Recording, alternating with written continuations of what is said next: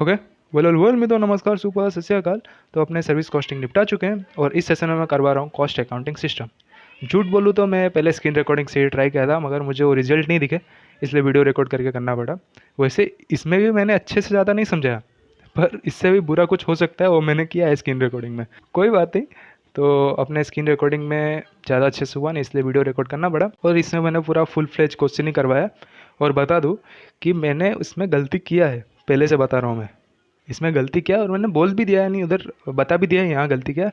मगर आपको ध्यान देना है मैं गलती कहाँ कर रहा हूँ, जैसे ही मैं लिख रहा हूँ ना वैसे ही आपको ध्यान देना। कोई बात नहीं, अभी चलते हैं इलस्ट्रेशन की ओर। और कॉन्सेप्ट में मैंने एनिमेशन यूज़ किया है, जो नहीं करना था, मगर मुझे ये तब रियलाइज़ हुआ जब मैंने एनिमेशन में ज़्यादा टाइम लगा दिया। और ये वीडियो में सबसे ज़्यादा इंपॉर्टेंट वो पार्ट है जहाँ पे मैंने ये पूरा हायरार्की समझाया है कि ये प्रोडक्शन हायरार्की है, ये ओवरहेड हायरार्की है और इसमें कैसे चार्ज करते हैं, ये सब समझाया है। वो पार्ट अपने सबसे ज़्यादा इंपॉर्टेंट है, तो उसको मिस मत करना। ठीक है, तो अभी चलते हैं कॉन्सेप्ट की ओर।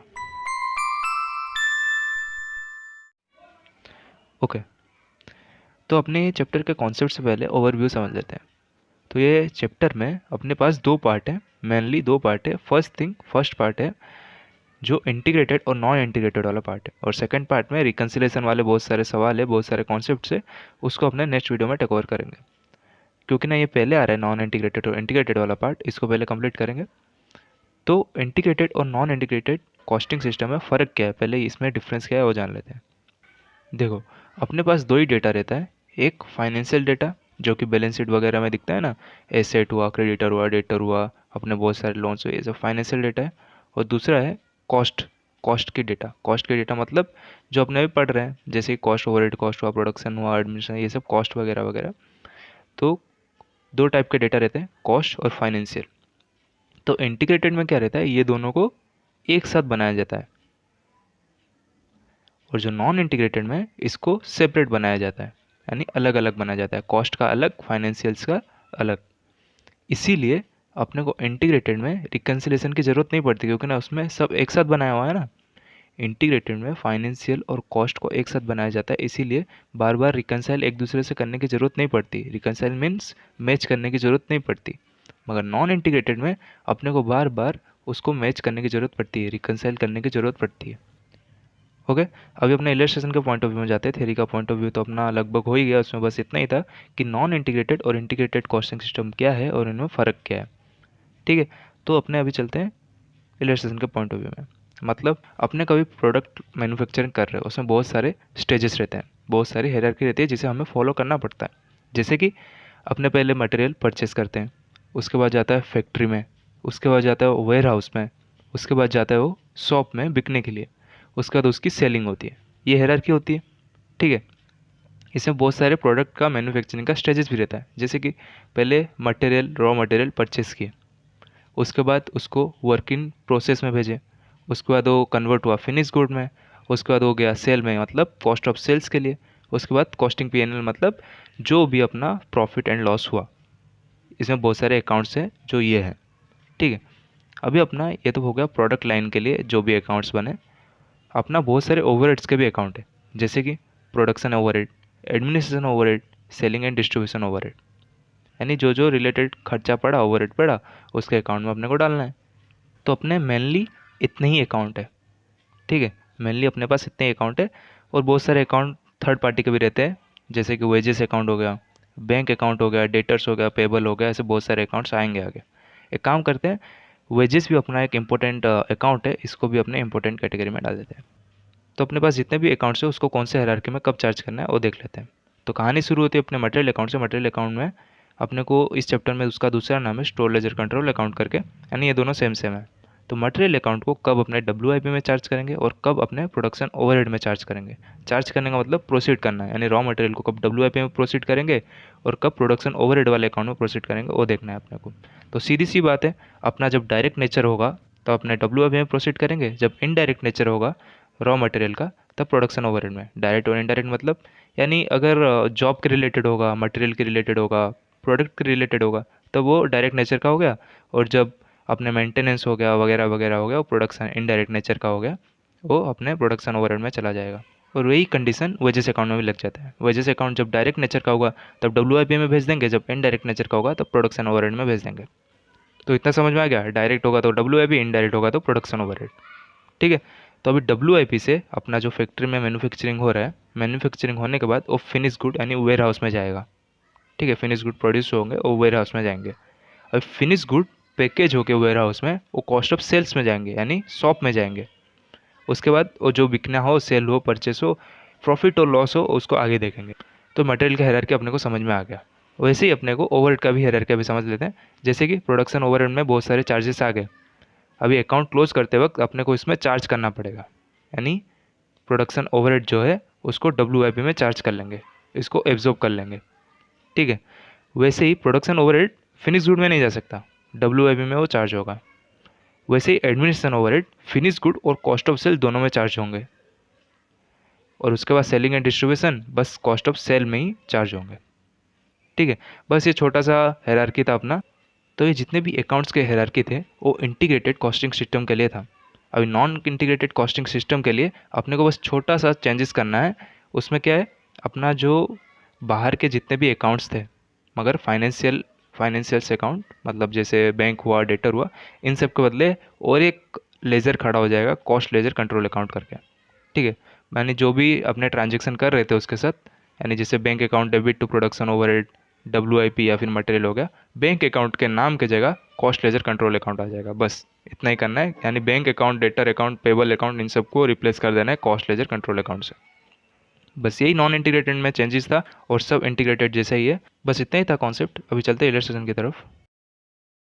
तो अभी इलस्ट्रेशन 1 की तरफ चलते हैं। और उससे पहले मैं बता दूं कि मैंने ये स्क्रीन रिकॉर्डिंग से भी करने का ट्राई किया था, पर मुझे ही समझ में नहीं आ रहा था कि मैं क्या बोल रहा हूँ। इसलिए इसको मैंने फुल फ्लेज करने का ही सोचा कि फुल फ्लेज ही कर लेते हैं। जितने सवाल होते हैं फुल फ्लेज ही करवा देता हूँ। न तो अपना स्क्रीन रिकॉर्डिंग वाला तो चलता ही है, मेरे को जहाँ लगेगा कि ये स्क्रीन रिकॉर्डिंग से हो सकता है वहाँ पे फटाफट कर लेंगे, टाइम पास करने की ज़्यादा ज़रूरत है नहीं। तो फिर मैं क्या बोल रहा था। हाँ, हाँ, अगर आज मैं कुछ लड़का ना हूँ बोलते वक्त, तो उसमें मेरी गलती नहीं होगी, क्योंकि ना मेरे सामने एक डरावनी आंटी बैठी है। हाँ, मेरे को ही घूर रही है। ठीक है। क्या बात है, वो सोच रही होगी क्या बड़बड़ा रहा हूँ अकेले में। कोई बात नहीं, अपने करते हैं। तो पहली बात, अपने को करने के लिए इलस्ट्रेशन क्या क्या चाहिए, मेरे पास अभी क्या क्या है। एक किताब है जिसमें इलस्ट्रेशन है, एक कॉपी है, प्लेन कॉपी, और एक पेंसिल नुकीली वाली पेन भी, और एक 25 सेंटीमीटर का स्केल जिसको मैंने 30 सेंटीमीटर सोच के ख़रीदा था, फिर तोड़ के 25 सेंटीमीटर कर दिया। ठीक है। बकवास तो कर लिया मैंने अभी। तो अभी इलस्ट्रेशन की तरफ चलते हैं और क्या है देखते हैं इलस्ट्रेशन में। ठीक है। As on 31st March, the following balances exist in a form cost ledger. cost ledger मतलब मैंने आपको जो ग्राफ दिया था ये वाला, मैंने लिख के भी रखा है। तो अपने ये जो है जितने भी अकाउंट्स है ये दोनों के लिए। बस नॉन इंटीग्रेटेड और इंटीग्रेटेड में यही फ़र्क था कि अपने को एक नया अकाउंट बनाना पड़ता था, कॉस्ट लेजर कंट्रोल अकाउंट करके। ठीक है। तो कॉस्ट लेजर जहाँ पे लिखा हुआ आ गया तो उसको समझ लेना कि वो नॉन इंटीग्रेटेड ही है। ठीक। Non integrated costing system. तो इसमें कॉस्ट लेजर लिखा आ गया तो ये नॉन इंटीग्रेटेड है, नॉन इंटीग्रेटेड कॉस्टिंग सिस्टम। तो अपने को बहुत सारे अकाउंट दे दिए हैं, जैसे कि स्टोर लेजर कंट्रोल अकाउंट, जिसको अपने रॉ मटेरियल अकाउंट भी बोलते हैं। ठीक है।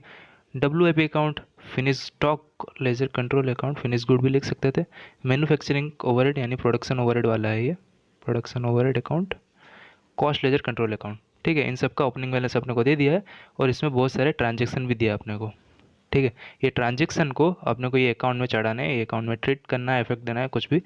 तो फटाफट करते हैं और देख लेते हैं इसमें कितना अकाउंट बनेंगे। देखो, नॉर्मली नॉन इंटीग्रेटेड में अपने को कौन कौन से अकाउंट पहले से ही बना लेने का, यानी वो आएंगे ही ज़रूरत। जैसे कि अपने को रॉ मटेरियल का, यानी इसमें तो स्टोर लेजर कंट्रोल अकाउंट करके है, WIP का, फिनिश गुड का, कॉस्ट ऑफ सेल्स का, और वेजेस अकाउंट, प्रोडक्शन ओवरहेड।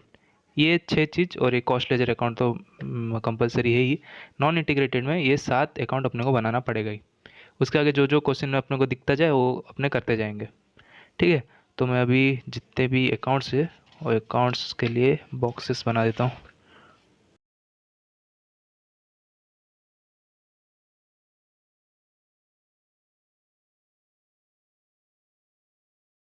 तो अभी थोड़ा किताब को ऊपर कर लेंगे, कॉपी को नीचे कर लेंगे, जो भी करना है कर लेंगे। ठीक है, अपना ग्राफ रहा ये। अभी एक एक पढ़ते हैं। अपने पास भी किताब रखना, क्योंकि ना आपको इसमें दिखेगा कि नहीं सवाल मेरे को पता नहीं। तो फर्स्ट ट्रांजेक्शन है अपना फिनिश प्रोडक्ट इन कॉस्ट, ये समझा देता हूँ। फिनिश प्रोडक्ट एट कॉस्ट मतलब ये फिनिश प्रोडक्ट WIP से आया है, फिनिश प्रोडक्ट प्रोसीड हुआ है WIP से। फिनिश प्रोडक्ट ये रहा ना, कहाँ गया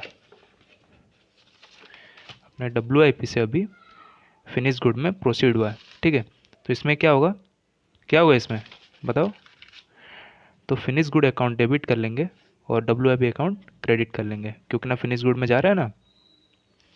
तो पहले जनरल एंट्री समझ ले क्या, देखो। ठीक है, अभी दूसरी एंट्री क्या है, मैन्युफैक्चरिंग ओवरहेड इनकर। जब भी कोई खर्चा इनकर हो, जब भी कोई खर्चा इनकर हो तो कहाँ से होता है, बैंक से होता है। मगर ये नॉन इंटीग्रेटेड में बैंक तो है ही नहीं, कॉस्ट लेजर है। तो कॉस्ट लेजर अकाउंट को अपने कर लेंगे क्रेडिट। और जा कहाँ रहा है ये, manufacturing overhead, production overhead debit. ठीक है, प्रोडक्शन ओवरहेड को डेबिट कर देंगे और कॉस्ट लेजर अकाउंट को क्रेडिट कर लेंगे, क्योंकि ना ये नॉन इंटीग्रेटेड है। अगर इंटीग्रेटेड होता तो कॉस्ट लेजर अकाउंट की जगह बैंक आ जाता। ठीक है, ये रहा सेकेंड भी हो गया अपना। थर्ड क्या है, रॉ मटेरियल परचेस्ड। तो आपने रॉ मटेरियल परचेस किया, मतलब उसकी एंट्री क्या जाएगी, नॉर्मली इसकी एंट्री जाती है बैंक अकाउंट डेबिट। गलत लिख लिया ना मैंने, बोल रहा हूँ आंटी के वजह से डर डर के लिख रहा हूँ मैं। देखो, रॉ मटेरियल परचेस किया, रॉ मटेरियल परचेस किया तो अपने स्टोर लेजर कंट्रोल अकाउंट में आएगा। तो इधर आ जाएगा रॉ मटेरियल अकाउंट डेबिट, और बैंक की जगह इधर आ जाएगा cost ledger control account credit में। ठीक है, मटेरियल अभी परचेस किया अपन, रॉ मटेरियल परचेस किया तो यह हो जाएगा डेबिट और कॉस्ट लेजर कंट्रोल हो जाएगा क्रेडिट। ठीक है, रॉ मटेरियल परचेस किया ना अपन ने। तो उसके बाद नेक्स्ट ट्रांजेक्शन में जाते हैं, ये देखो cost ledger control account credit. ठीक है, फैक्ट्री वेजेस। तो फैक्ट्री वेजेस अपने डायरेक्ट नेचर का होता है, देखो इनडायरेक्ट के लिए ये दिया है। डायरेक्ट नेचर के फैक्ट्री वेजेस के लिए अपने क्या करते थे, डायरेक्ट नेचर के वेजेस के लिए अपने WIP में सेंड करते थे, WIP में प्रोसीड करते थे।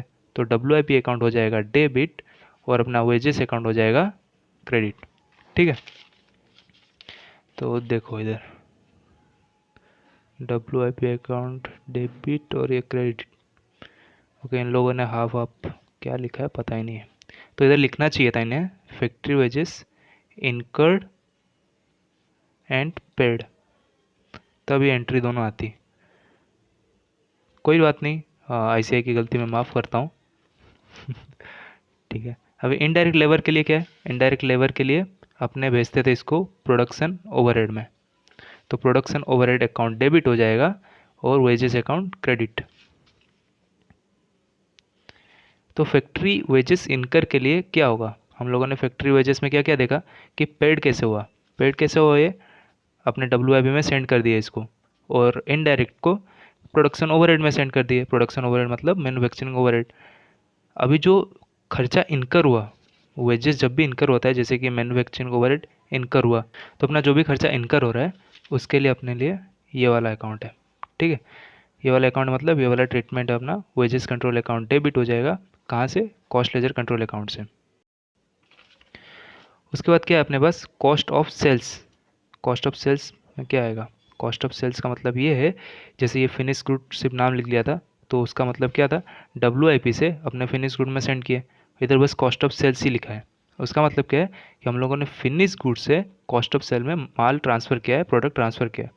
ठीक है, तो इसका क्या इफेक्ट जाएगा अपना, इसका इफेक्ट जाएगा cost of sales account debit to finish good account.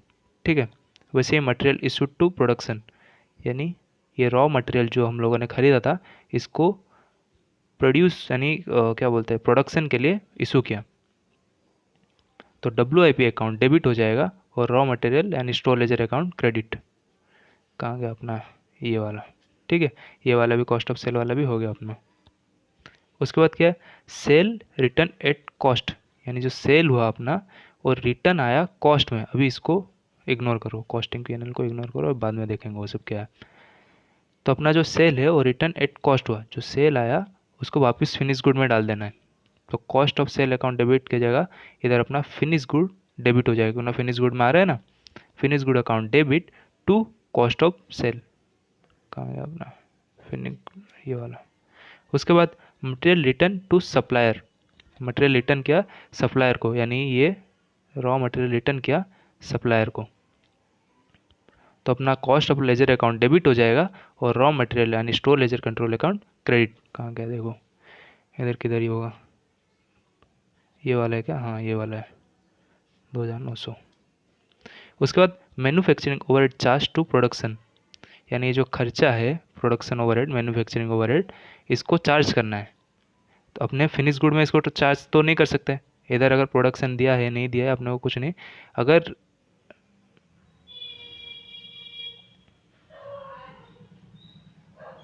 तो अपने क्या करेंगे, इसको डब्ल्यू में चार्ज करेंगे, क्योंकि ना प्रोडक्शन ओवरहेड हमेशा कहाँ पे चार्ज होता है, कहाँ पे चार्ज होता है, प्रोडक्शन ओवरहेड हुआ मैन्युफैक्चरिंग ओवरहेड हुआ कुछ भी, उसको बस डब्ल्यू में चार्ज कर देना है।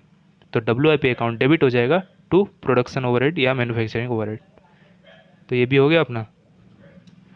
तो भी चलते हैं, जितने भी एंट्री है इसको चढ़ा लेते हैं, तो अभी इसको अकाउंट में कैसे करना है वो देख लेते हैं। देखो मेरे को पेन उठाना ही पड़ेगा, चल रहा है ना भाई, चल रहा है। इलस्ट्रेशन 1, ठीक है दिखाई दे रहा है, पेंसिल से लिखा था, आधी चीज़ तो दिखाई नहीं दे रहा है कैमरे में, पता नहीं रिकॉर्ड कैसा हुआ। तो फर्स्ट ट्रांजेक्शन अपना ओपनिंग बैलेंस लिख ले सब। स्टोर लेजर कंट्रोल अकाउंट में ओपनिंग बैलेंस है 3,01,435। सब पहले ओपनिंग बैलेंस लिख लेता हूँ मैं फटाफट।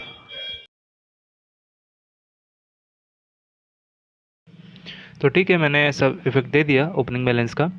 अब इसके जितने भी ट्रांजेक्शन है वो लिख लेते हैं।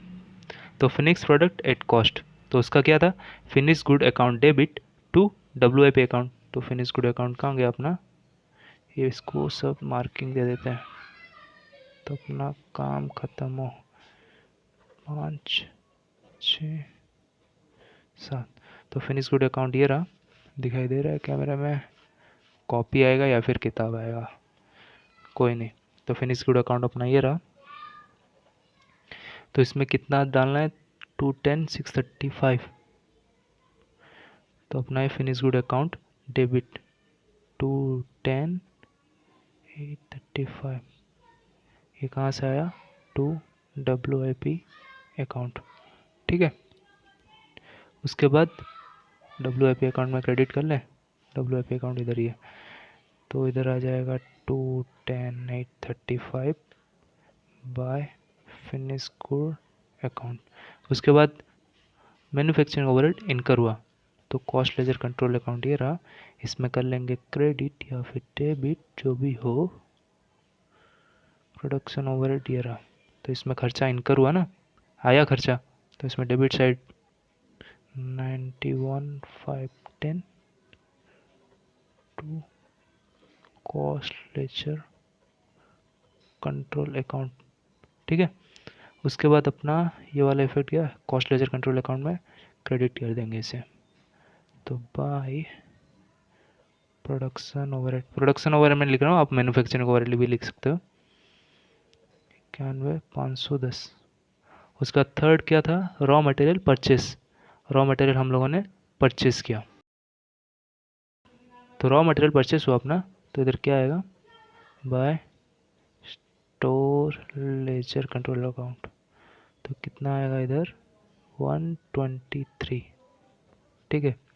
इधर आ जाएगा टू कॉस्ट लेजर, ये स्टोर लेजर ये रॉ मटेरियल था ना, रॉ मटेरियल परचेस हुआ यानी आया अकाउंट में, कॉस्ट लेजर अकाउंट, पहले जनरल एंट्री पास करने पर ये फटाफट हो ही जाता है 123, ठीक है। एक साथ दोनों इफेक्ट दोगे ना फिर गलती का चांसेस ही कम हो जाता है। फैक्ट्री वेजेस पहले इनकर करेंगे उसके बाद पेड करेंगे। फैक्ट्री वेजेस अपना इनकर हुआ, मतलब वेजेस अकाउंट ये रहा, वेजेस अकाउंट मैंने बाद में बनाया था ये, तो वेजेस अकाउंट से अपना हो जाएगा डेबिट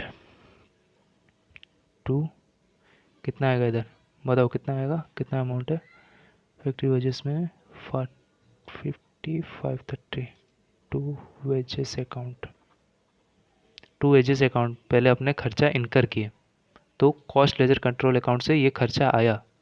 समझो भाई, गेम को समझो। वेजेस अकाउंट 50 530, ये पहला हो गया, पहला वाला जनरल एंट्री। उसके बाद क्या जाएगा अपने वेजेस अकाउंट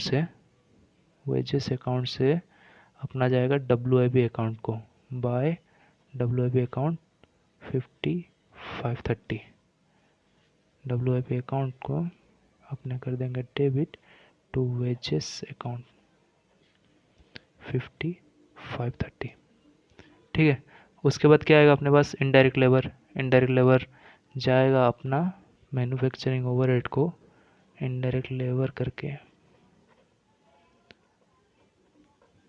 21,665 और अपना वेजेस अकाउंट क्रेडिट हो जाएगा बाय प्रोडक्शन ओवरहेड अकाउंट। कितना, 21,665। डेबिट क्रेडिट कहाँ से हो रहा है, क्या हो रहा है, पता चल रहा है। मतलब अपना अगर खाते में आ रहा है, अकाउंट में आ रहा है तो अपना डेबिट साइड, अगर जा रहा है तो क्रेडिट साइड। ठीक है ना। जैसे कॉस्ट लेजर अकाउंट से सब अपने खरीद रहे थे, जैसे कि प्रोडक्शन ओवरहेड इनकर हुआ, स्टोर लेजर अपना यानी रॉ मटेरियल परचेज किया, वेजेस अकाउंट को पेमेंट किया, तो ये सब अपने अकाउंट से जा रहा है, यानी एक बैंक अकाउंट जैसा ही है। और अपने ग्राफ से भी पता चल जाता है। देखो ग्राफ से कैसे पता चलता है, रॉ मटेरियल WIP में जा रहा है तो WIP अकाउंट डेबिट और रॉ मटेरियल अकाउंट क्रेडिट। ऐसे ही अपना फिनिश गुड में जा रहा है तो फिनिश गुड अकाउंट डेबिट और WIP अकाउंट क्रेडिट। ये हो रहा है ना। अगर हम लोगों ने परचेस खरीदा यानी कोई माल खरीदा तो रॉ मटेरियल डेबिट यानी ऐसे जा रहा है कॉस्ट लेजर कंट्रोल अकाउंट से, और cost ledger control account credit. Indirect labour वाला हो गया था। उसके बाद कॉस्ट ऑफ सेल मतलब फिनिश गुड से कॉस्ट ऑफ सेल में गया, तो फिनिश गुड्स से कॉस्ट ऑफ सेल में गया तो इधर आ जाएगा कॉस्ट ऑफ सेल कितना 185 80 90।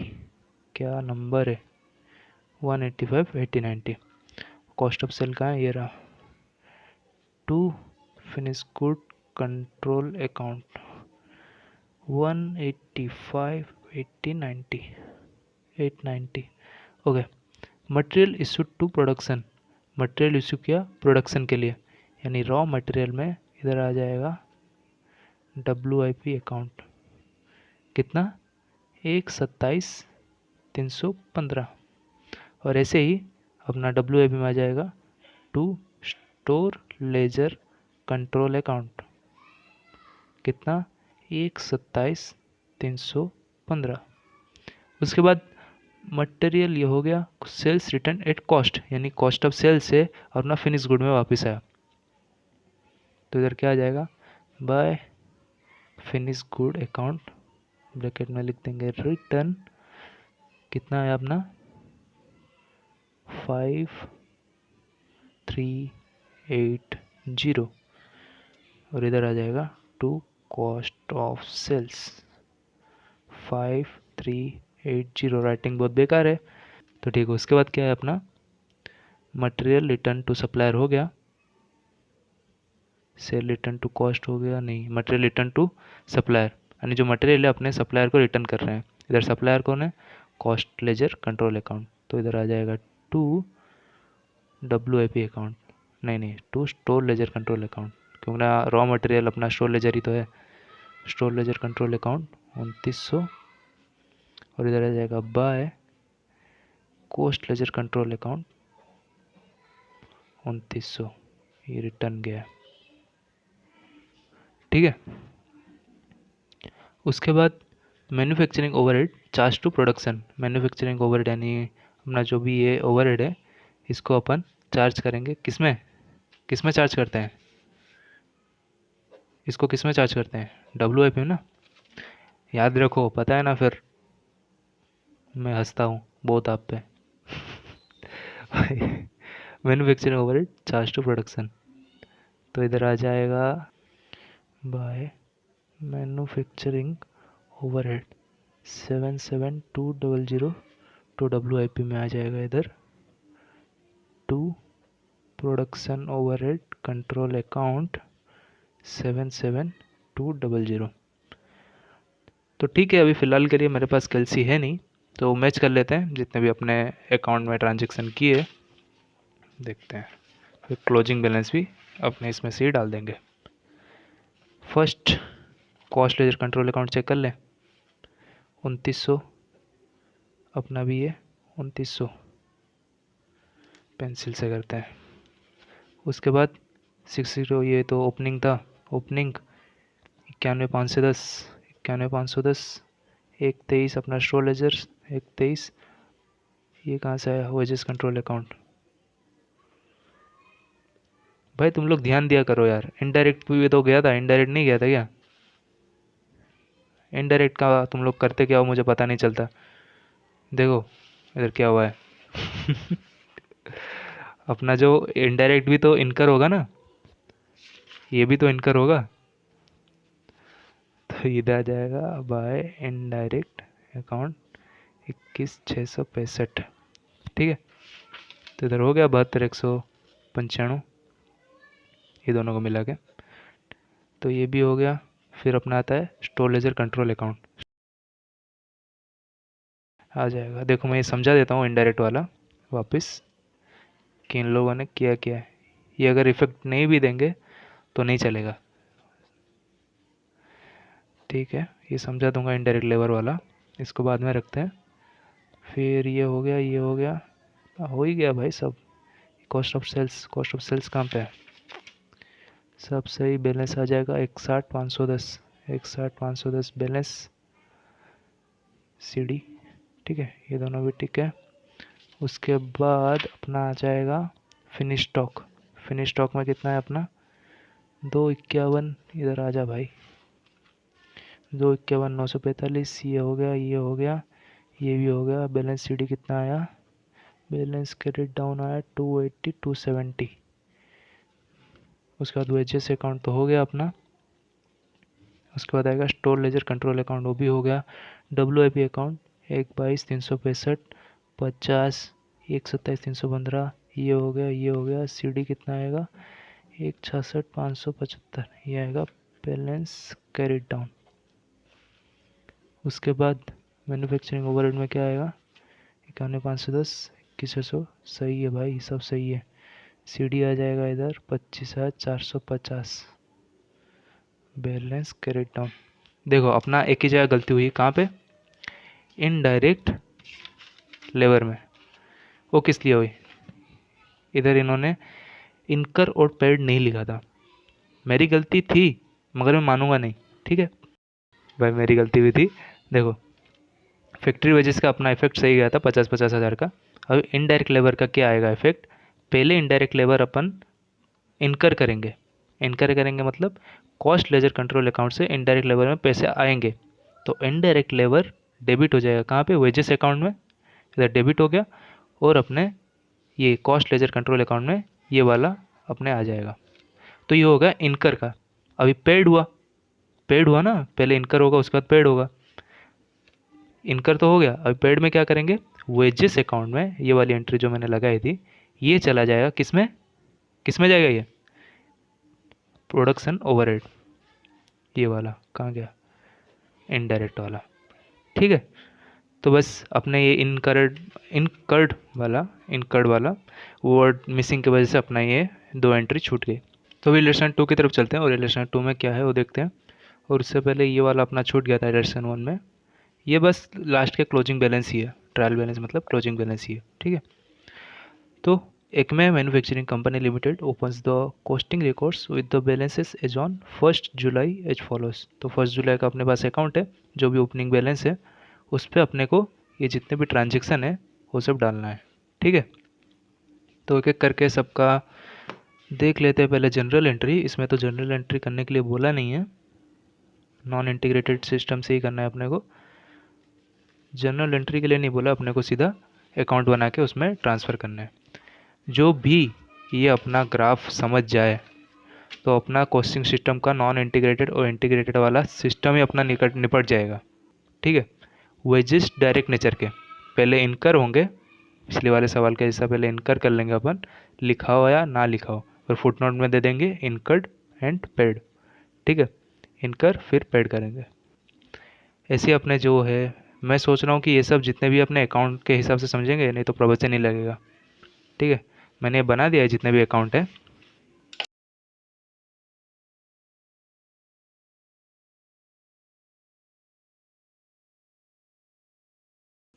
ए पी ए पा पा पा पा। मम्मी के सामने ऐसा मत करना, ठीक है, नहीं तो बहुत मार पड़ेगी। पा पा। तो चलते हैं फटाफट, जितने भी ट्रांजेक्शन है उसको देखते हैं। पहले अपना मटेरियल परचेस किया अपन, तो मटेरियल अकाउंट डेबिट हो जाएगा कितने से, 480 100, 480 100। ये कहाँ से आ जाएगा, cost ledger to cost ledger control account, ठीक है। और फिर कॉस्ट लेजर कंट्रोल अकाउंट को, जो कि ये रहा, इसमें डाल देंगे बाय रॉ मटेरियल। कितना था, 480 100, ठीक है। दूसरा वाला क्या है, मटेरियल इशू टू जॉब, तो इधर से मटेरियल इशूड हो गया जॉब के लिए बाय WIP अकाउंट। कितना है, 477 400 अपना WIP अकाउंट ये रहा, टू रॉ मटेरियल अकाउंट 477 400। उसके बाद मटेरियल वर्क्स टू मेंटेनेंस, उसके बाद अपने प्रोडक्शन ओवरहेड ने भी दे दिए। कितना दिए, प्रोडक्शन ओवरहेड को 41,200, 41,200 प्रोडक्शन ओवरहेड में इधर आ जाएगा 41,200 टू कहाँ से आया, रॉ मटेरियल। अपना डेबिट क्रेडिट का ही गेम है ये। जनरल एंट्री समझ में आ गया तो क्या डेबिट करना है क्या क्रेडिट करना है फट से समझ में आ जाएगा। और जनरल एंट्री कैसे समझ में आएगा, ग्राफ को समझ लो भाई, ग्राफ को समझ लिया तो लाइव जिंगा लाला। उसके बाद अपना आएगा मेंटेनेंस फॉर वर्क हो गया, एडमिनिस्ट्रेशन ऑफिस, तो ये आ जाएगा एडमिनिस्ट्रेशन ओवरहेड। कितना आएगा ओवरहेड में, 2400। और एडमिनिस्ट्रेशन ओवरहेड में इधर लिख देंगे टू रॉ मटेरियल, नहीं दिख रहा है, आगे पीछे हो जाओ सब, 2400, ठीक है। उसके बाद अपने पास क्या आएगा, मटेरियल टू सेल्स डिपार्टमेंट, तो सेल एंड डिस्ट्रीब्यूशन कहाँ है, सेलिंग एंड डिस्ट्रीब्यूशन ये रहा। इधर आ जाएगा रॉ मटेरियल अकाउंट, इसमें आ रहा है ना, कितने का पार्टी आ रहा है, 7,200, 7,200। और इधर आ जाएगा by selling and distribution overhead 7,200। उसके बाद अपने पास क्या है, वेजेस डायरेक्ट, वेजेस डायरेक्ट अपने पेड किए ना, तो वेजेस अकाउंट पहले इनकर होता है। इनकर के लिए क्या होता है, वेजेस अकाउंट डेबिट होगा to cost ledger control account. कितना, 1,49,300, 1,49,300। फिर इनडायरेक्ट नेचर का भी हो रहा है ना, 65,000, तो 1,49,300 और 65,000 प्लस कर देंगे इधर, 1,49,300 प्लस 65,000। और इधर भी बाय वेजेस इनकर हुआ, इनकर 1,49,300 इधर ही लिख दिया, छोटे अकाउंट में छोटा बना दिया मैंने, 1,49,300 प्लस 65,000, ठीक है।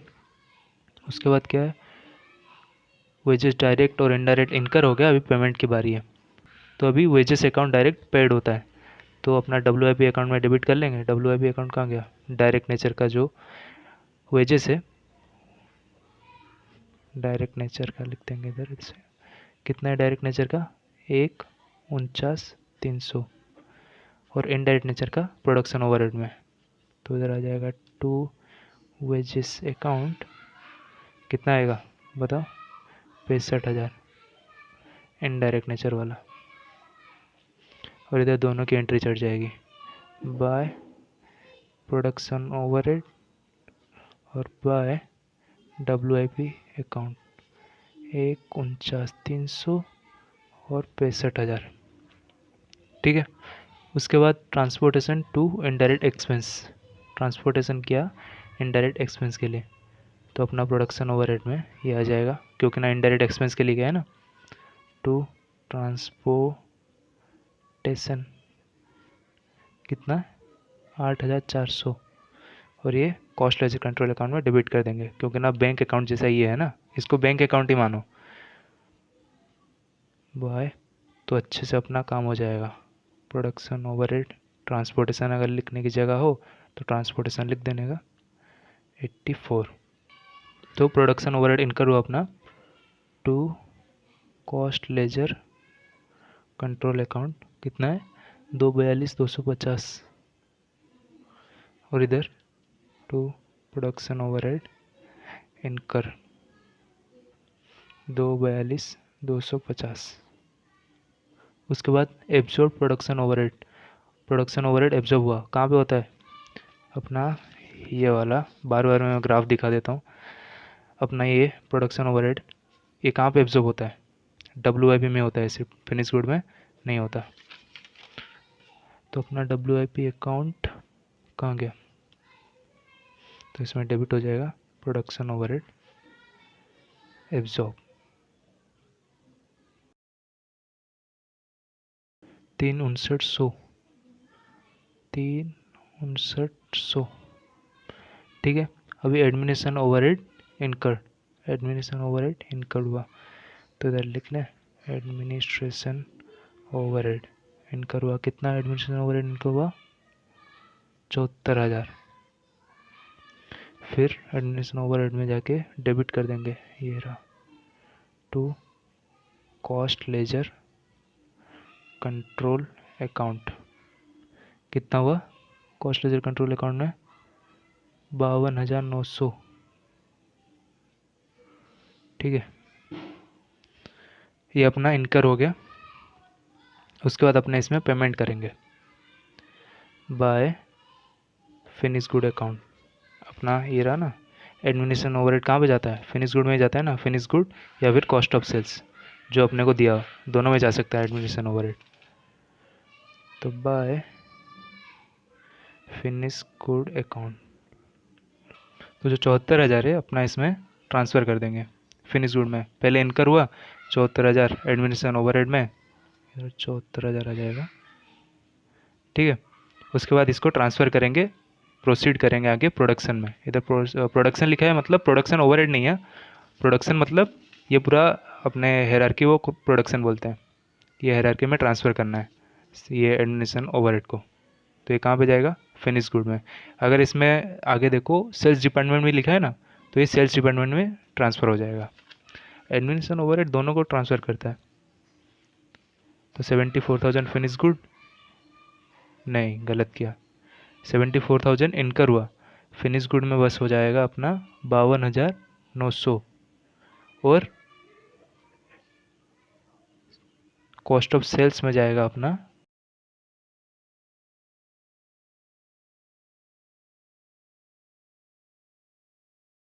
14,800। एक जाएगा फिनिश गुड में, एक जाएगा कॉस्ट ऑफ सेल्स में। सेलिंग एंड डिस्ट्रीब्यूशन के जरिए अपना जाएगा कॉस्ट ऑफ सेल्स अकाउंट में, इधर आ जाएगा कॉस्ट ऑफ सेल्स ठीक है। तो एक जाएगा फिनिश गुड में, एक जाएगा कॉस्ट ऑफ सेल्स में। एक जाएगा फिनिश गुड एडमिनिस्ट्रेशन में 52,900 और ये 14,800 जाएगा कॉस्ट ऑफ सेल्स में ठीक है। तो इसको भेज देते हैं, कॉस्ट ऑफ सेल्स उस साइड है, पहले फिनिश गुड का कर लेते हैं। फिनिश गुड टू कहाँ से आया एडमिनिस्ट्रेशन ओवरहेड कितना है 52,900 और सेलिंग एंड डिस्ट्रीब्यूशन में कॉस्ट ऑफ सेल्स रहा ये, इसमें आ जाएगा टू एडमिनिस्ट्रेशन ओवरहेड अकाउंट 14,800 ठीक है। ये हो गया। अभी नेक्स्ट वाला क्या है सेलिंग एंड डिस्ट्रीब्यूशन ओवरहेड इनकर। सेलिंग एंड डिस्ट्रीब्यूशन ओवरहेड अपना इनकर हुआ, तो वही प्रोसेस हो जाएगा। पहले अपने कॉस्ट लेजर अकाउंट में ये इनकर होगा, सेलिंग एंड डिस्ट्रीब्यूशन ओवरहेड कितने का है 64,200 और फिर सेलिंग एंड डिस्ट्रीब्यूशन में जाएंगे और इधर कर लेंगे to cost ledger control account. ये इनकर हो गया 64,200। उसके बाद अपना selling and distribution overhead absorb होगा। एब्जॉर्ब कहाँ पे होता है? Selling and distribution overhead. ये हो जाएगा by finish cost of sales. कितना है? 82,000। तो कॉस्ट ऑफ सेल्स अकाउंट में ये एब्जॉर्ब हो जाएगा to selling and distribution overhead account 82,000। ठीक। उसके बाद फिनिश गुड प्रोड्यूस हुआ तो अपना WIP अकाउंट उस साइड चलो वापस। WIP अकाउंट में आ जाएगा credit by finish good produce हुआ ना, WIP से वो फिनिश गुड अकाउंट की तरफ चलेगा। 958,400 और अपना जो फिनिश प्रोडक्ट है ये रहा WIP अकाउंट कितना है? 958,400। उसके बाद फिनिश गुड सोल्ड, तो इधर से सोल्ड गया by cost of sales. Finish good से कॉस्ट ऑफ सेल्स जाता है ना, कॉस्ट ऑफ सेल्स कितना आएगा ये? 977,300 977,300। और कॉस्ट ऑफ सेल्स में ये रहा कॉस्ट ऑफ सेल्स, इसमें आ जाएगा टू फिनिश गुड अकाउंट 977,300। ठीक है, दो एंट्री फटाफट मार दिया एक साथ। उसके बाद सेल्स हुआ तो कहाँ पर आएगा बताओ? सेल्स का मतलब, सेल्स की एंट्री क्या होती है? नॉर्मली सेल्स की एंट्री होती है बैंक अकाउंट टू सेल्स। ठीक है, इसमें बैंक अकाउंट का मतलब क्या है? Cost ledger control account. तो इधर आ जाएगा टू सेल्स, कितना हुआ? 14,43,000। और सेल्स में कॉस्टिंग PNL में आ जाएगा प्रॉफिट जो भी हो टू सेल्स, या फिर इधर बैंक आता ना, इधर आ जाएगा कॉस्ट लेजर कंट्रोल अकाउंट। ठीक है, कितना आ जाएगा इसमें? 43,000। ठीक है, अपना अकाउंट सब क्लियर हो गया। इसमें अपने बस बैलेंस CD क्लोजिंग बैलेंस निकालेंगे जिसमें है। इसको टोटल करके, ये कॉस्ट ऑफ सेल है ना, कॉस्ट ऑफ सेल में अगर अपने कॉस्टिंग PNL बना रहे तो इसमें जितने भी अपना टोटल आ रहा है सब चला जाएगा कॉस्टिंग PNL में। इधर जितना भी अमाउंट आएगा इन सबको प्लस करके ये इधर डेबिट हो जाएगा। ठीक है, तो देखते हैं अपना अभी कितना करेक्ट है, कितने पानी में है अपना अभी। कॉस्ट लेजर कंट्रोल अकाउंट से स्टार्ट करते हैं। मैंने उसी हायरार्की में बनाया था अकाउंट जिस हायरार्की में अपने बुक में दिया है। मटेरियल कंट्रोल अकाउंट, अपने जितने भी ओपनिंग बैलेंस है ना उसको लेना ही भूल गए। बोलो, ओपनिंग बैलेंस ही लेना भूल गए। इसको बोलते हैं दिमाग, चतुर चालाक।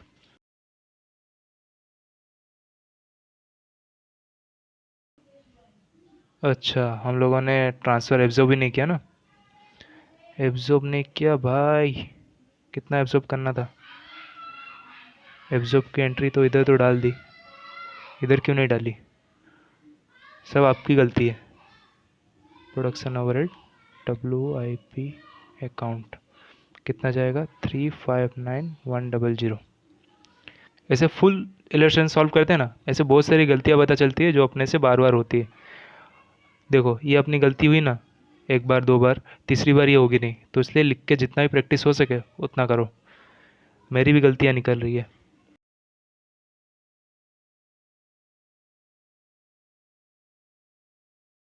इन सबको प्लस करके आ जाएगा 7 इधर भी आ जाएगा 1074,100।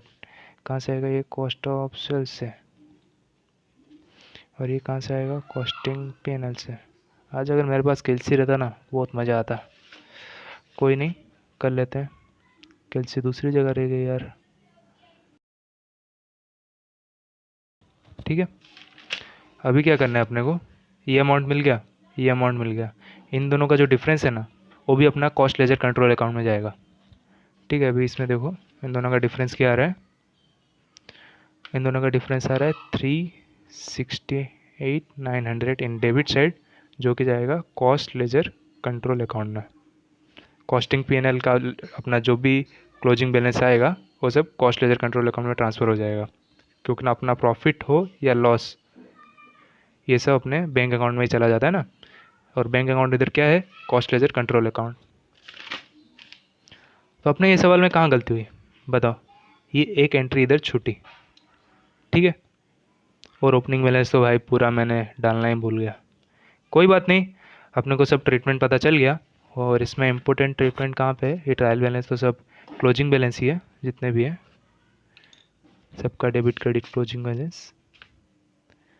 तो सबसे ये देखो अपना वेजेस वाला एक इम्पोर्टेंट है, उसके बाद जितने भी अपना प्रोडक्शन ये सब एब्जॉर्ब और इनकर हो रहा है ये एक बार देख लेना, और ये सेल्स वाला ये कहाँ पे ट्रांसफ़र करना है, और इसके बहुत सारे इफेक्ट्स आते हैं लास्ट में। तो ठीक है, अभी इंटीग्रेटेड वाला आ जाएगा, अपने इसको नेक्स्ट सेशन में टेक ओवर करते हैं। अकाउंटिंग ये भी मज़ेदार है, इसको करते हैं नेक्स्ट चैप्टर में, नेक्स्ट सेशन में। ठीक है, टेक कर, बाय बाय।